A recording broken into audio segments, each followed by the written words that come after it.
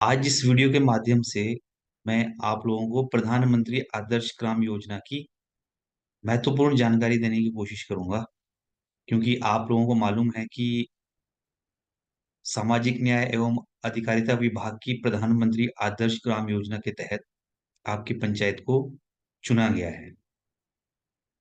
इस योजना के तहत आपके गांव का होलिस्टिक विकास करने की, एक होलिस्टिक डेवलपमेंट करने की कोशिश की जाएगी, जिसका जो प्राइमरी फोकस रहेगा कि कन्वर्जेंस ऑफ डिफरेंट स्कीम्स की, बहुत सारी स्कीमों को के कन्वर्जेंस से, और साथ ही साथ प्रधानमंत्री आदर्श ग्राम योजना के तहत 20 लाख रुपए का जो गैप फिलिंग फंड है, उसके माध्यम से जो आपके ग्राम क्षेत्र में विकास के कार्य किए जा सकते हैं, वो कार्य इस योजना के तहत जो है वो किए जाने हैं। तो ministry of social justice and empowerment की तरफ से आपको आपके गांव के होलिस्टिक विकास के लिए एक संपूर्ण सोशियो इकोनॉमिक डेवलपमेंट के लिए 20 लाख रुपए की राशि जो है गैप फिलिंग फंड के रूप में, और बाकी इस योजना के अंदर आप लोगों के जो अन्य विभागों की अन्य स्कीमें हैं, उनकी कन्वर्जेंस की सहायता से एक डेवलपमेंट प्लान बनाने की कोशिश की जाएगी और अगले 2 वर्षों में उसको इम्प्लीमेंट किए जाने की कोशिश की जाएगी। तो प्रधानमंत्री आदर्श ग्राम योजना के तहत आप अपने गांव का कितना विकास कर सकते हैं, आप अपने गांव को क्या रूप दे सकते हैं, इस सब के जो की प्लेयर है, जो मुख्य है, जो रोल निभाने वाले लोग हैं, वो ग्राम पंचायत के सचिव और ग्राम पंचायत के प्रधान ही रहेंगे। इसीलिए आप लोगों को इस स्कीम को समझना बहुत जरूरी है। और इस स्कीम के अंदर अपने गांव के अंदर आपको क्या करना है, किस तरह से करना है, तो इस वीडियो के माध्यम से मेरी ये कोशिश रहेगी कि आप लोगों को इसकी एक संपूर्ण जानकारी में दे पाऊं। उसके अलावा इस वीडियो को आप लोग, ये आग्रह है कि लास्ट तक देखें। अगर कुछ छूट जाता है, आपको कोई क्वेरी क्वेश्चन रहता है, तो हम जो है टाइम टू टाइम उसको जो है वो डिस्कस करते रहेंगे। अब मैं पूरी कोशिश करूंगा कि आपको एक एक करके स्टेप बाय स्टेप बताने की कोशिश करूं कि आपने करना क्या है। लेकिन उससे पहले चलिए जानते हैं कि ये जो प्रधानमंत्री आदर्श ग्राम योजना है, ये है क्या चीज। तो ये department of social justice and empowerment की एक स्कीम है, जो कोशिश करती है कि जो शेड्यूल कास्ट, अनुसूचित जाति और अन्य पिछड़ा वर्ग से संबंधित जो लोग हैं, उनको सशक्त किया जाए, है ना, ताकि वो उनकी बराबर की हिस्सेदारी हो समाज में, और जो हमारा जो डेवलपमेंट हो रहा है समाज का, उसमें कहीं पे भी वो किसी तरह से पीछे ना रहे। और जो सीनियर सिटीजन्स हैं, ड्रग एब्यूज की विक्टिम है, ट्रांसजेंडर्स है, उन सबको हम साथ लेकर चले।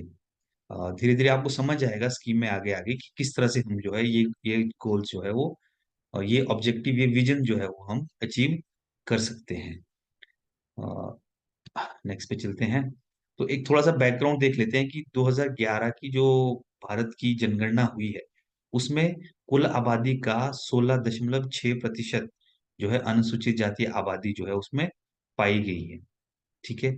और हमें मालूम है कि जो शेड्यूल कास्ट है वो कई तरह के सोशल, सामाजिक, शैक्षणिक और इकोनॉमिक डिप्राइवेशन, इस तरह की डिसबिलिटीज का जो है वो सामना करते आए हैं और कर रहे हैं। हालांकि गवर्नमेंट ने बहुत सारे ऐसे इनिशिएटिव्स लिए हैं, ऐसी स्कीम्स बनाई है, ऐसे प्रोग्राम्स बनाए हैं जो उस गैप को जो है वो कम करने की कोशिश करते हैं। लेकिन आप ज्यादातर देखेंगे, चाहे सेंट्रल गवर्नमेंट की स्कीम होगी, चाहे स्टेट गवर्नमेंट की स्कीम होगी, वो या तो एक व्यक्ति को टारगेट करती है, उसको बेनिफिट देती है, या एक परिवार को बेनिफिट देती है। तो ऐसी कोई आज तक होलिस्टिक स्कीम नहीं थी कि एक, अगर कोई एक गांव पूरा का पूरा, एक पूरी की पूरी आबादी, पूरा पूरा हैबिटेशन, जिसमें जो है मेजोरिटी में जो है शेड्यूल कास्ट हैं, तो उनके लिए कोई ऐसी होलिस्टिक एक इंटीग्रेटेड स्कीम हो जो पूरे के पूरे उस हैबिटेशन का, उस पूरे की पूरी जो उस गांव का जो है वो विकास या डेवलपमेंट की ओर जो है उसमें काम करे। इसी बैकग्राउंड के चलते जो है ये प्रधानमंत्री आदर्श ग्राम योजना, जो कि 2009 में लॉन्च हुई है, और फिर इसका फर्स्ट फेज चला, सेकंड फेज चला, तो अ, अब इसका जो है वो, जो हम इसके थर्ड फेज पे चल रहे हैं, तो इसमें आप लोगों की पंचायत भी इसमें कवर हो गई है। तो स्कीम में आगे काम करने से पहले ये, इसके ऑब्जेक्टिव्स को हम थोड़ा सा समझ लेते हैं कि किस तरह से है और क्या इसके ऑब्जेक्टिव्स रहने वाले।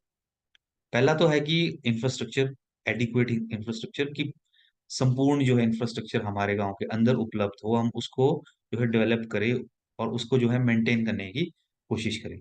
और जितनी भी सर्विसेज होती है, रिक्वायर्ड सर्विसेज एक गांव के अंदर, वो उस गांव के अंदर मिल सके। और चाहे वो बैंकिंग की हो, वो लोक मित्र केंद्र्स है, इंटरनेट फैसिलिटीज है, ये सब चीजें हमारे गांव के अंदर हो। और साथ ही साथ हम इम्प्रूवमेंट करें हमारे सोशियो इकोनॉमिक इंडिकेटर्स।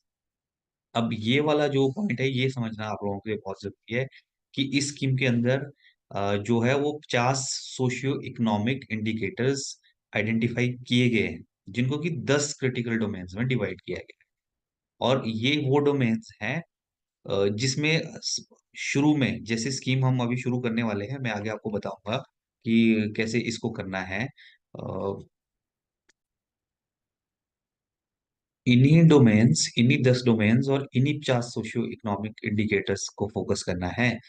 जिस इसको देखते हैं, जैसे सबसे पहले ये देखते हैं कि पहला जो डोमेन है वो ड्रिंकिंग वाटर एंड सैनिटेशन का, कि क्या हमारे गांव के अंदर एडिक्वेट ड्रिंकिंग वाटर और सैनिटेशन की जो फैसिलिटीज है वो उपलब्ध है कि नहीं। इसी तरह से जो बाकी के डोमेन्स है, वो पहले हम उसका उसका एक सर्वे होगा, जो मैं आगे आपको बताऊंगा किस तरह से करना है और किस तरह से वो होगा। तो उसमें ये फाइंड आउट हो जाएगा कि क्या हमारे गांव के अंदर ये सब सुविधाएं है तो कितने एक्सटेंट तक है, नहीं है तो फिर हम कैसे इनको जो है वहां पे उपलब्ध करवा सकते हैं, किस योजना के तहत और किस फंड के तहत हम उसको वहां पे कर सकते हैं। तो drinking water and sanitation, education, health and nutrition से संबंधित, सोशल सिक्योरिटी से संबंधित, रूरल रोड्स और हाउसिंग से संबंधित, इलेक्ट्रिसिटी और clean fuel, agricultural practices, financial inclusion, digitisation, livelihood and skill development. ये जो है 10 डोमेन्स रहेंगी फोकस एरिया इस योजना के अंदर, जिसमें हमने अपने गांव के अंदर इम्प्रूवमेंट लाना है। तो अप्रोच और स्ट्रेटेजी, इसको थोड़ा थोड़ा समझ लेते हैं कि इस जो जितनी भी सेंट्रल और स्टेट गवर्नमेंट की एग्जिस्टिंग स्कीम है, उनको कन्वर्ज करना है, उनको इंटीग्रेट करना है अ, इस गांव के अंदर। ठीक है। उसी तरह से मल्टीपल राउंड्स ऑफ फंडिंग होगी। ये तो मिनिस्ट्री के लेवल पे है कि फेज 1 पे कुछ गांव को ले रहे हैं, फेज 2 पे किसी को ले रहे हैं, फेज 3 पे किसी को ले रहे हैं। और आइडेंटिफाइड डेवलपमेंटल रिक्वायरमेंट्स, ये हम आगे भी देखेंगे कि हम किस तरह से रिकॉर्ड करेंगे अपने गांव की रिक्वायरमेंट्स को आइडेंटिफाई करेंगे, तो उन पे जो है फोकस करेंगे, उसी पे गैप फिलिंग फंड इस्तेमाल करेंगे, उसी में सेंट्रल और स्टेट गवर्नमेंट से जो कन्वर्जेंस हो सकती है वो कन्वर्जेंस उसमें करवाएंगे। और एक्सपेक्ट जो हमारा एक्सपेक्टेशन ऑफ कन्वर्जेंस है वो at least 3 to 4 times of gap filling fund है, यानी कि टोटल जो प्लान हमारा इस योजना के अंदर बनने वाला है, मैंने आपको कहा gap filling fund 20 lakhs 20 lakh होने वाला है, तो उसका 3 या 4 गुना होगा। यानी कि हमने बाकी स्कीमों को कन्वर्ज करके एक टोटल 60 से लेकर जो है 80 लाख तक का एक प्लान जो है हमने अपने गांव के लिए बनाना है। और ये जो फंड है वो 2 साल के अंदर हमने यूज करना है। और जो बाकी मॉनिटरेबल इंडिकेटर है, हम 5 सालों तक इसको रिव्यू करते रहेंगे। ये कंपोनेंट है। एक साइड को हमने कन्वर्जेंस बताया हुआ है कि स्कीमों का कन्वर्जेंस होगा, दूसरा गैप फिलिंग फंड से भी हम एक्टिविटीज कर सकते हैं। अब ये समझना जरूरी है, क्योंकि जब आप एक प्लान बनाने लगोगे गैप फिलिंग फंड को और कन्वर्जेंट जो स्कीमों की कन्वर्जेंस के लिए, उसमें आपको ये समझ में ये सही रहेगा कि आप क्या क्या उसमें डालने वाले हो। कन्वर्जेंस में तो सारी सेंट्रल और स्टेट गवर्नमेंट की स्कीम्स होगी जो उस मॉनिटरेबल इंडिकेटर के अंदर आने वाली है, उसको जो है कन्वर्ज करेंगे हम। गैप फिलिंग फंड में क्या एक्टिविटी ले सकते हैं हम? Development of drinking water and sanitation infrastructure, पीने के पानी की सुविधा, साफ सफाई की सुविधा का जो इंफ्रास्ट्रक्चर है उसका डेवलपमेंट के लिए प्लान बन सकता है। Setting up of solid and liquid waste disposal activity, solid और लिक्विड वेस्ट प्लांट्स या इस तरह की कोई एक्टिविटी को हम सेट कर सकते हैं। और जो आंगनवाड़ी वर्क जो आंगनवाड़ी भवन है या स्कूल है, उसके टॉयलेट्स जो है उसका कंस्ट्रक्शन किया जा सकता है या रिपेयर भी की जा सकती है अगर एग्जिस्टिंग है। उसी तरह से आंगनवाड़ी का जो भवन होता है उसका कंस्ट्रक्शन किया जा सकता है। और इंस्टॉलेशन ऑफ सोलर लाइट्स को हम इंस्टॉल कर सकते हैं। ये एक्टिविटीज जो है हम गैप फिलिंग फंड जो 20 लाख का होने वाला है उसके तहत जो है वो टेक कर सकते हैं। ये तो सिलेक्शन ऑफ विलेजेस है, ये गवर्नमेंट ऑफ इंडिया का मिनिस्ट्री के लेवल पे होती है। तो आप लोगों का जो विलेज है, जो ग्राम पंचायत है, वो इसमें सिलेक्ट हो चुकी है। फंडिंग पैटर्न जो मैंने आपको बताया, 20 लाख गैप फिलिंग कंपोनेंट के लिए, 1 लाख एडमिनिस्ट्रेटिव एक्सपेंसेस है, तो जो एक एक एक और दो के रेशो में बढ़ता है, यानी कि 20,000 रुपया अबव 20 लाख जो है आपको एडमिनिस्ट्रेटिव फंड प्रशासनिक व्यय के लिए भी इस स्कीम के अंदर आने वाला है। ये फंड ऑफ यूटिलाइजेशन किस तरीके से होगा, ये उसका एक फ्लो है। फंड इस तरह से आप तक पहुंचेगा और सारी की सारी फंडिंग जो है वो पीएफएमएस बेस्ड होगी। जो आप चाहे आपको जो पैसा आएगा वो भी पीएफएमएस में आएगा, और आपने जो यूटिलाइज करना है वो भी पीएफएमएस से ही करना है। ज्यादातर पंचायतों में स्वच्छ भारत मिशन की में भी जो फंडिंग होती है, जो एक्सपेंडिचर होता है, वो स्वच्छ भारत मिशन के अंडर होता है। तो सब जो सेक्टरीज है वो अपने जो पीएफएमएस के लॉगिन्स है वो हैंडी रखें, ऑलवेज अपने पास रखें, चाहे वो आपका डीओ लॉगिन होगा या एडमिनिस्ट्रेटिव लॉगिन होगा, जो भी उसमें होता है। अब देखिए, मॉनिटरेबल मॉनिटरेबल इंडिकेटर जो मैं आपको पहले बात कर रहा था, उसमें एक डोमेन है, बाकी इंडिकेटर मैंने कहा था 10 डोमेन है और 50 इंडिकेटर्स है। तो ये है ड्रिंकिंग वाटर एंड सैनिटेशन में ये इंडिकेटर्स है कि कितने क्या एडिक्वेट ड्रिंकिंग वाटर सोर्सेज है गांव में जो उसको पूरे आबादी को कवर करते हैं, कितना percent clean drinking water house hold, कितने परसेंट हाउस होल्ड को जो है क्लीन ड्रिंकिंग वाटर मिल रहा है, कितने परसेंट हाउस होल्ड के पास जो है इंडिविजुअल हाउस होल्ड लेटरिन्स है, टॉयलेट्स बनी है, आंगनवाड़ी में कितनी है, स्कूल में कितनी है, ओपन डेफिकेशन तो नहीं है। तो इस तरह के जो है इंडिकेटर है, हर हर जो है डोमेन के अंदर हो। एजुकेशन के अंदर इस तरह से है कि कितने बच्चे जो है primary, middle, secondary, higher, post higher जो सेकेंडरी स्कूल जो है वो एजुकेशन ले रहे हैं, स्कॉलरशिप्स प्राप्त कर रहे हैं। हेल्थ एंड न्यूट्रिशन भी इसी तरह से है। ये आपके साथ हम शेयर कर लेंगे कि इसमें क्या क्या होने वाला है। सोशल सिक्योरिटी में old age pension, disability pension, window pension कितने एलिजिबल है और कितनों को मिल रही है। जो छूट रहा होगा तो हम उसको जो है वो इसमें, तो हम उसको जो है वो कवर कर लेंगे इस योजना के अंदर। उसी तरह से इलेक्ट्रिसिटी, क्लीन फ्यूल हो गया, एग्रीकल्चरल प्रैक्टिसेस है, फाइनेंशियल इंक्लूजन है, डिजिटाइजेशन है, लाइवलीहुड एंड स्किल डेवलपमेंट है। ये आप लोगों ने सर्वे फॉर्म्स भरने हैं जो आगे आएंगे, वो मतलब इस तरह से भरने हैं। उसमें एक सिमिलर तरह के क्वेश्चंस रहेंगे। इसके अंदर कमेटीज बनी हुई है, नेशनल लेवल पे कमेटी बनी है, सेंट्रल लेवल पे बनी है, स्टेट लेवल पे कमेटी बनी हुई है, जिसको minister of social justice and empowerment जो है वो हेड करते हैं, है ना। एडवाइजरी कमेटी सेंट्रल गवर्नमेंट में है सोशल जस्टिस के अंदर, ये स्टेट की है। और इसी तरह से हमारी जो है डिस्ट्रिक्ट लेवल पे भी एक कमेटी कमेटी है, फीमेल की कन्वर्जेंस कमेटी, जो डिस्ट्रिक्ट लेवल पे है। और विलेज लेवल की भी आपके गांव की कमेटी जो है वो नोटिफाई वर्दी डेप्यूटी कमिश्नर साहब ने कर ली है। तो उसका जो स्ट्रक्चर है वो इस तरह का है कि जो प्रधान होंगे वो चेयरपर्सन है विलेज लेवल कन्वर्जेंस कमेटी के। जितने भी शेड्यूल कास्ट से संबंध रखने वाले मेंबर्स है उस ग्राम पंचायत के अंदर, वो उसके मेंबर होंगे। आंगनवाड़ी वर्कर, आशा वर्कर, एएनएम, ये उसके मेंबर है। Functionaries of Panchayati Raj and public work department है। नरेगा के जो फील्ड वर्कर्स है, स्कूल टीचर है, अदर लाइन डिपार्टमेंट के रिप्रेजेंटेटिव, विलेज डेवलपमेंट ऑफिसर, इस तरह के जितने भी लोग हैं वो उसके अंदर है। ये कमेटी जो है डिस्ट्रिक्ट कुल्लू के डिप्टी कमिश्नर साहब ने आपके गांव के लिए ऑलरेडी नोटिफाई कर दी है, और डिस्ट्रिक्ट वेलफेयर ऑफिस से आप तक शायद इसका रिटर्न वो भी पहुंच गया है, नहीं तो हम आपको वर्चुअल कॉपी भी इसकी प्रोवाइड कर देंगे। अब ये है जो जहां से हमारा काम शुरू हो, formats for need assessment, VDP and progress monitoring. Total इसमें 8 फॉर्मेट होते हैं। पंचायत के लेवल पे हमने 3 तरह के फॉर्मेट भरने होते हैं। एक तो फॉर्मेट 1 जो बेसिक जो है आपका पॉपुलेशन से संबंधित जो है डाटा कलेक्ट करता है आपके गांव का। फिर फॉर्मेट 2 आएगा, वो इंफ्रास्ट्रक्चर की नीड, इंफ्रास्ट्रक्चर डेवलपमेंट की नीड को जो है वो उस फॉर्मेट के अंदर ये जो इंफ्रास्ट्रक्चर डेवलपमेंट की आपकी नीड है और उसके लिए क्या एक्शन प्लान बनना है, वो उस फॉर्मेट 2 के अंदर आएगा।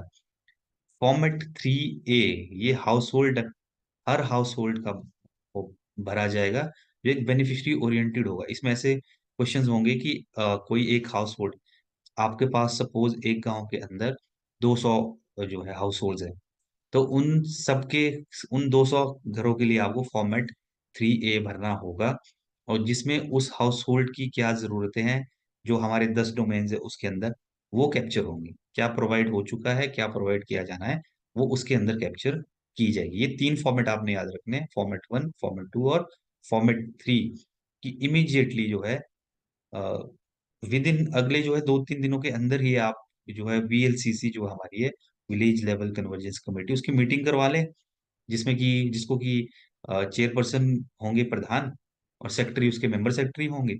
तो मेंबर सेक्रेटरी जो सेक्रेटरी साहिबान है वो अपनी VLCC की मीटिंग करवा लें, वार्ड मेंबर, ANM, आशा वर्कर, इन सबको बुला के, और वहां फॉर्मेट 1 और फॉर्मेट 2 भरें। और उसी तरह से बाकी ये सब तो डिपार्टमेंट के लेवल के फॉर्मेट्स हैं जो हम बाद में मॉनिटर करेंगे। और इसमें आपको फॉर्मेट्स दिखाता हूँ मैं।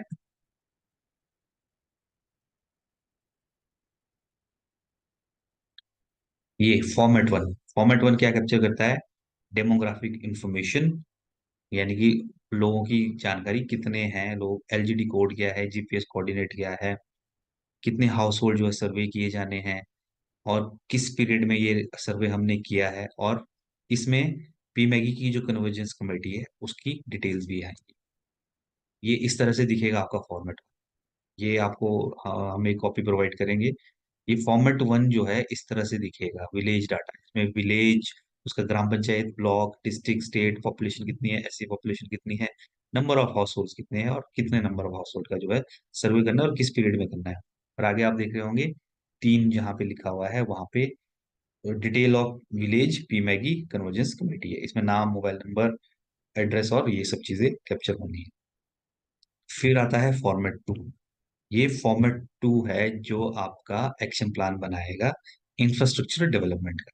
इसमें वही एक्शन प्लान बनेगा, क्या गैप्स जो है वो इसमें कैप्चर हो जाएंगे, और एक्शन प्लान भी इसके ऊपर ही लिखा जाएगा। ये कुछ इस तरह से दिखेगा आपको, कि percentage of house hold provided with clean drinking water. तो आप देखिए इसमें क्वेश्चन ऐसे हैं, number of house hold in village, village में कितने हाउस होल्ड है, कितनों को क्लीन ड्रिंकिंग वाटर मिली है। थर्ड पॉइंट में आप देखेंगे कितनों को नहीं मिला है। अब जब इसमें गैप आ जाएगा, 200 हाउस होल्ड होंगे, 150 के पास वाटर कनेक्शन है, 50 के पास नहीं है, तो नीचे एक्शन प्लान आपने डालना है, कि आप उसको जो है वो 50 को कहाँ से, कोई जल जीवन मिशन से प्रोवाइड करने वाले हैं, यहाँ पे वो कन्वर्जेंस आएगा, या आपको गैप फिलिंग फंड यूज करने की जरूरत है। गैप फिलिंग फंड वहां यूज होगा जहां पे कोई भी सेंटर और स्टेट गवर्नमेंट की स्कीम एग्जिस्ट नहीं करती है उस काम को करने के लिए। तो वहां पे आपने जो है गैप फिलिंग फंड यहाँ पे इस्तेमाल करना है। थर्ड, फॉर्मेट 3 ये जो टोटल 15 डोमेन के लिए होगा ये फॉर्मेट। ये हम जो स्क्रीनशॉट है ये देख पा रहे हैं हम, ड्रिंकिंग वाटर के लिए, ऐसे ही एजुकेशन के लिए आएगा, ऐसे ही आंगनवाड़ी भवन का कंस्ट्रक्शन या टॉयलेट्स का कंस्ट्रक्शन, इन सब चीजों के लिए सारे जो हमारे 10 डोमेन है उसके अंदर आएगा। उसमें आपने गैप फाइंड आउट करना है और एक्शन प्लान उसमें डालना है। फिर आएगा फॉर्मेट 3 ये हाउस होल्ड लेवल का डाटा कैप्चर करेगा, हर हाउस होल्ड का।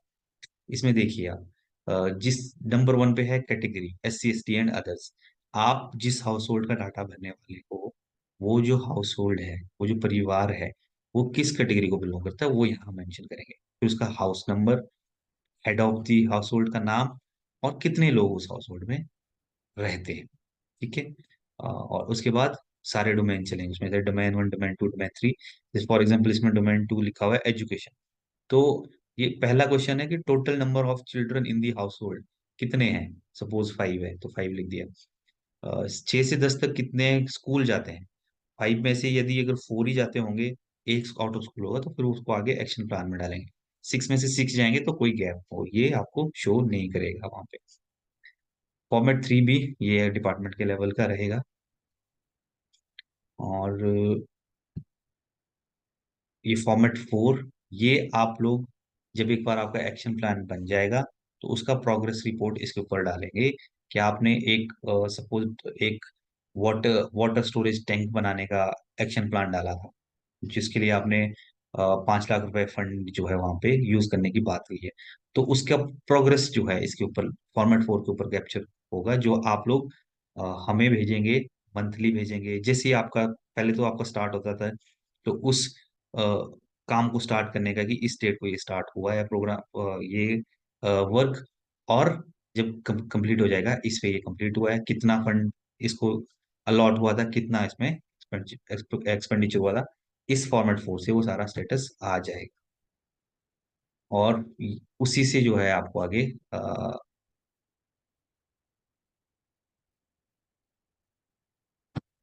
ये फॉर्मेट 4 है। ये जो एक्शन प्लान और प्रोग्रेस रिपोर्ट ऑफ इनिशिएटिव आप जो फॉर्मेट 2 में है, वो उसको कैप्चर करेगा। इसमें डिटेल की स्कीम आएगी और फंड कहाँ से आएगा वो आएगा। इसमें आपको मेंशन करना होगा कि आप जो फंड यूज करने वाले हो किसी एग्जिस्टिंग स्कीम का है, या गैप फिलिंग फंड है, या फिर जो है दोनों का कन्वर्जेंस, या 2-3 स्कीमों का कन्वर्जेंस आप इसमें करने वाले हो। इस फॉर्मेट 4 के बेसिस पे ही आपका विलेज डेवलपमेंट प्लान जो है वो जनरेट होगा, जो कि ऑनलाइन ही पोर्टल के ऊपर जनरेट होने वाला है। तो इसको आपने बिल्कुल ध्यान से देखना है। फॉर्मेट 5 में जो हम वीडीपी आपकी बन जाएगी,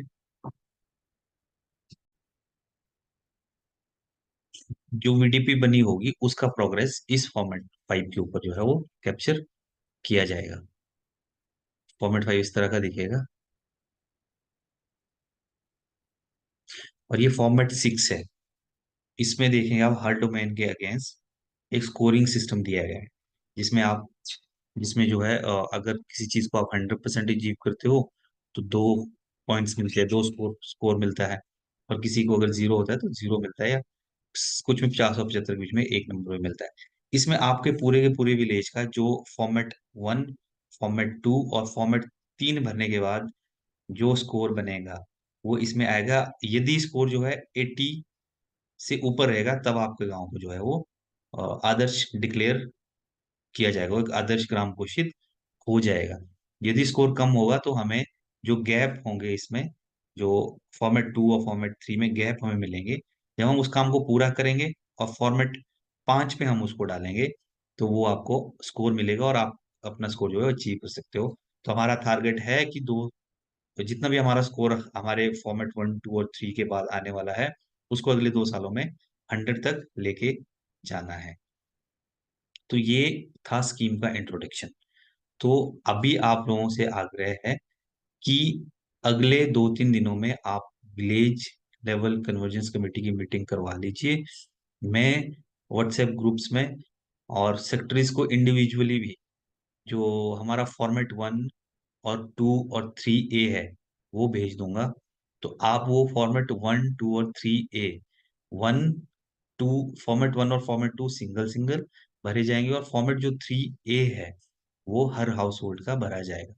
तो आप अगले 5-7 दिनों में उनको कंप्लीट करके जो है वो हमें जरूर भेजें, ताकि हम उसको पोर्टल में डाल के आपकी वीडीपी जनरेट कर सकें। तो कोई डाउट होगा तो हम इसमें जो है इसमें आगे बातचीत कर लेंगे। सबसे इम्पोर्टेंट है कि आप अपने जो वीएलसीसी है, विलेज लेवल कन्वर्जेंस कमेटी, उसकी मीटिंग करवा लें। डेट डेट उसमें फिक्स करें। उस मीटिंग में मैं भी पर्सनली अटेंड करूंगा। वहां पे भी जो मेंबर होंगे वीएलसीसी के, उनको स्कीम के बारे में बताएंगे और उनकी ड्यूटीज बताएंगे, किसने स्कीम के अंदर क्या करना है। इस स्कीम की सफलता का जो फेज 1 और फेज 2 का हमारा अनुभव है, ये स्कीम आपके गांव के लिए बहुत अच्छी स्कीम होने वाली है, और तभी सफल होगी जब पंचायत के प्रधान और पंचायत के जो सचिव है वो बड़े प्रोएक्टिव होकर इस स्कीम के अंदर काम करेंगे। हम हमेशा जो है आपकी सहायता, आपकी हेल्प और आपके डाउट्स क्लियर करने के लिए जो है वो तत्पर रहने वाले हैं। तो आप तुरंत ही जो है इस स्कीम पे अपना काम करना जो है वो शुरू कर दें। आपकी बीडीपी जैसे ही तैयार होगी, वैसे ही आपको फंड का अलॉटमेंट पीएफएमएस से किया जाएगा, और आप अपना काम जो है वो शुरू कर सकते हैं। 2 बातें ध्यान देने योग्य है सभी सचिव साहिबान की, जब वीएलसीसी की मीटिंग आप करेंगे तो उसको भी रिकॉर्ड करें, जिससे आपकी कार्रवाई रजिस्टर होती है उसमें कि आप क्या चर्चा करते हो।